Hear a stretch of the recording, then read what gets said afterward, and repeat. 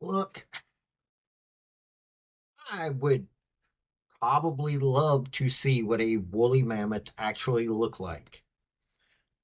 Saber-toothed tiger, same thing. Dodo, not so much of a fan. There is a company that is working, they're called Colossal Biosciences. They are working to bring these three creatures back to life. Gene manipulation and whatnot. I don't really understand why they would attempt to bring these three critters specifically back to life, though. Because it's not like they could survive that long in today's world. It's not like we have places for them to wander around in this world. But they're wanting to use that science for other things. I don't really see why you would use those three critters, but that's what they want to do.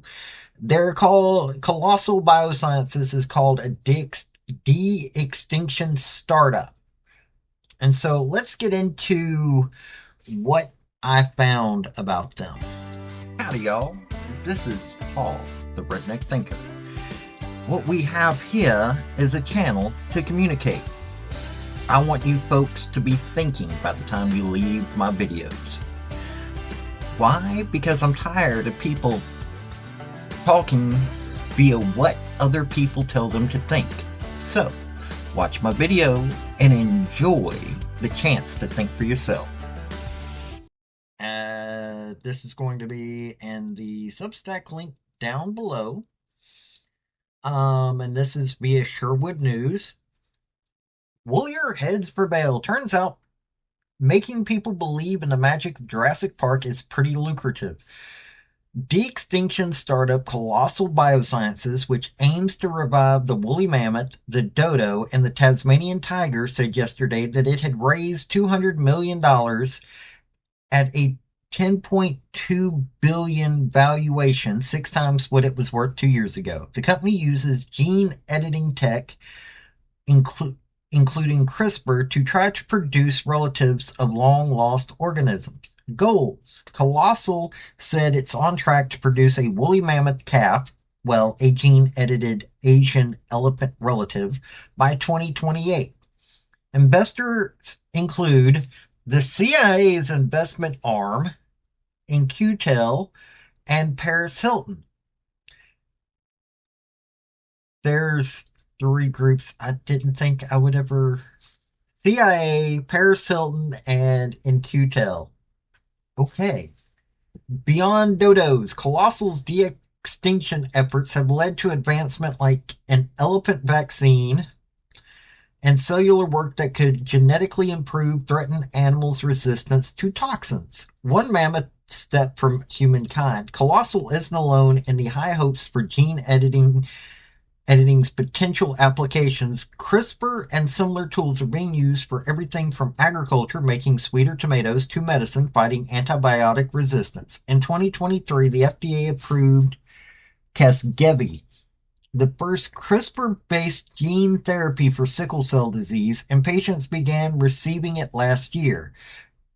The therapy, made by Vertex Pharmaceuticals and CRISPR Therapeutics, is now authorized in 45 treatment centers. Big potential. The market for CRISPR genome editing is expected to reach nearly 29 billion by the end of the decade. Big cost.